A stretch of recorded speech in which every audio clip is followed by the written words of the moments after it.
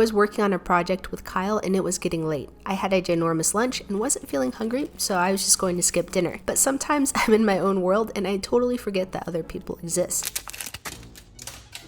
I didn't want my guests to starve, so I threw stuff together for him. And I also just got back from traveling, so I don't have much. One thing I do have is instant ramen. I used the original samyang noodles, and I asked him if he liked the canned Vienna sausages. He said yes, so we were good to go. Then I added an egg because why not? I'm spinning the outside so I don't disturb the egg that is nestled in the center. Make it look nice so it doesn't seem like I just put this together in 5 minutes. A little bit of kimchi, a spoon, and chopsticks. Is this a world-class meal? No, but it does the job. All right, Kyle, here you go. Awesome. Thank you. Oh my goodness. So we ended up working late and Kyle spent the night. So I guess I gotta figure out what to do for breakfast as well. My heart says be lazy and make more ramen, but sometimes you just can't follow your heart. I found some frozen broccoli in my freezer, so I'm going to microwave that. Cooked up a couple of plant-based patties, broke them up into little chunks, and then added a couple of eggs. Salt, pepper, paprika, and onion powder. Combined it all together and then added some garlic. Basically just adding stuff I can find since I haven't been grocery shopping. Scooch the food over and add some broccoli. Top it with Uncle Del's mambo sauce, and I added a little bit of mango achar. Not too shabby looking. Thank you. Is it spicy? It's part 3 of feeding Kyle, and I found some frozen buns, so I'm going to let that thaw. More plant-based patties because they're good, and some butter for the buns. The patties wanted a piece of the butter action, so I had to play this weird sliding game. Buns were safely in the pan with the patties. I fried an egg and then checked the buns, which were slightly burnt. Put a lid on the egg and assembled the burger. Bun, patty, Uncle Del's mambo sauce, second patty, fried egg, salt, pepper, and an interesting looking top bun. Then I rummaged through my snack stash and got these Tato crisps. Some more mambo sauce to hide the hack job I did on the buns, and it's good to go. This doesn't look the prettiest, but here you go. What the? So I'm going to start off by saying this lunch didn't turn out the way I envisioned it looking in my head, but I think it was edible because Kyle finished it. I've got some frozen tuna steaks and a can of green beans and corn. And if you're wondering why I haven't gone to the store for provisions yet, it's because I'm too lazy. So yeah, here's Jaden and Kyle having a meow off. I heated up some butter in a saucepan and added corn and the green beans for a kind of like buttery vegetable type thing. I had the tuna chilling in cold water so it can thaw quicker. Then I pat them dry and seasoned with the reliable Old Bay seasoning. Name one thing you can't season with this stuff. Oil to a non-stick skillet, and then I placed the tuna in. It's about a medium-high heat, which I switched to medium once I flipped the first time. They're thick pieces of tuna, so I wanted to make sure it cooked through. I put the lid on it so it could help cook the middle as well. I just kept flipping so they wouldn't burn. Then I used some of the buns I thawed yesterday. Back to the tuna, which I overcooked. RIP. Toasted the buns, which I luckily didn't burn like I did yesterday. For some crunch and a little bit of flavor, I'm adding fried garlic. And my favorite quick sauce to make, just a mix of Kewpie mayo and sriracha. I was tempted to add more hot sauce, but I gotta make sure I keep it enjoyable for Kyle. Got the buttered corn and green beans and added some furikake for flair, and some pickled turnips to fill the void on the plate. In my head, this was supposed to be more put together and prettier, but oh well. Reading my hotel lunch.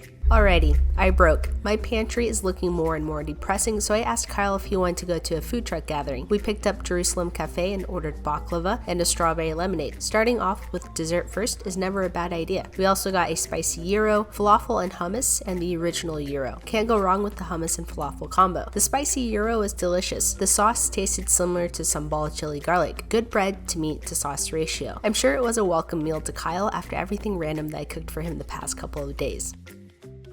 Feeding Kyle, part 6. So Kyle's back in town and staying over, so I decided to grab some stuff for lunch. The last time he was here, I didn't really want to leave the house, so I was just working with what I had at home. Today I'm making some lentils, and I just watched an episode of Chopped where they added a bay leaf while cooking it, so I'm going to copy them. Washed a sweet potato and then stabbed it all around with a fork. Into the air fryer at 370 degrees Fahrenheit for 35 minutes. Next, just cubed up some chicken breast and seasoned with salt, pepper, garlic powder, onion powder, paprika, and the last of my chili powder. Also going to dice up an orange bell pepper and red onion. Flip the sweet potato halfway through and preferably with tongs. Lentils were done and I just seasoned with random stuff like ground ginger, ancho chili powder, and cumin. Cooked the chicken and assembled the bowl. I like to make these bowls on my traveling days since it gives me good energy, but hopefully Kyle will like it too. Also added an avocado with chili flakes cause why not? What should I cook for him next?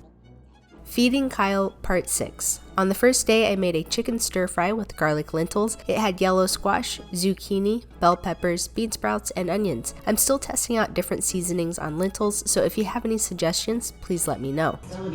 Next, I gave him the other half of the tomato mayo sandwich that I made. Lastly, I made him a bowl of my hangover meal. Neither of us were hungover, but this is a good bowl no matter when you eat it. You're right, Kyle, here you go. Oh my gosh, this be too fancy. What in the world? Is this new? Feeding Kyle Part 8. So in the last video, I said Part 6 when I meant 7, so my bad. I guess I'm losing track. For day 1, I made braised short ribs served with mashed sweet potato. It was my first time cooking this, so I was a little nervous. Day 2, I used some of the leftover meat to make a spicy ramen short rib grilled cheese sandwich. That's a bit of a mouthful. Is it spicy ramen? Yeah. Then the next morning, I made a short rib omelet that turned out way bigger than I expected, served it with some toast. Like a whole buffet.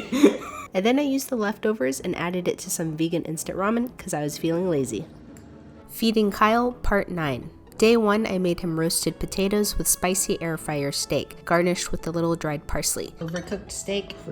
Day 2, I found out he skipped dinner, so I made him a couple of hot dogs with sauerkraut, relish, and mustard. Day 3, I made the cubed chicken curry with rice. This is also the same curry that I gave my neighbor. Next, I made some protein chocolate chip pancakes, and then rice topped with a failed tornado omelet. Last day of this part, Holly moved to Kansas City, so we celebrated with Wagyu and beer sausages with different toppings.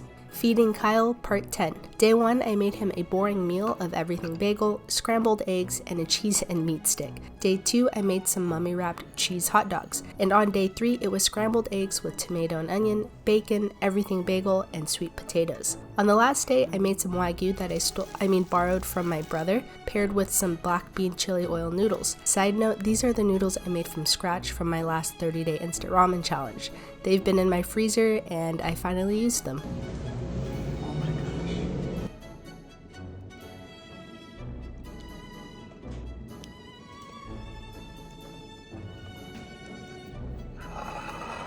The pumpkin curry from James.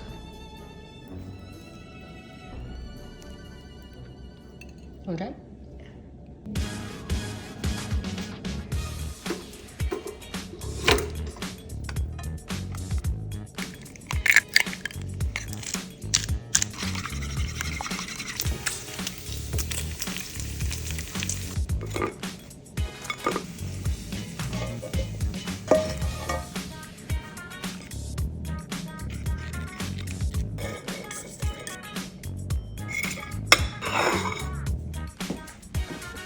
Kyle! In today's video, we are cooking breakfast for Kyle. That was so fast.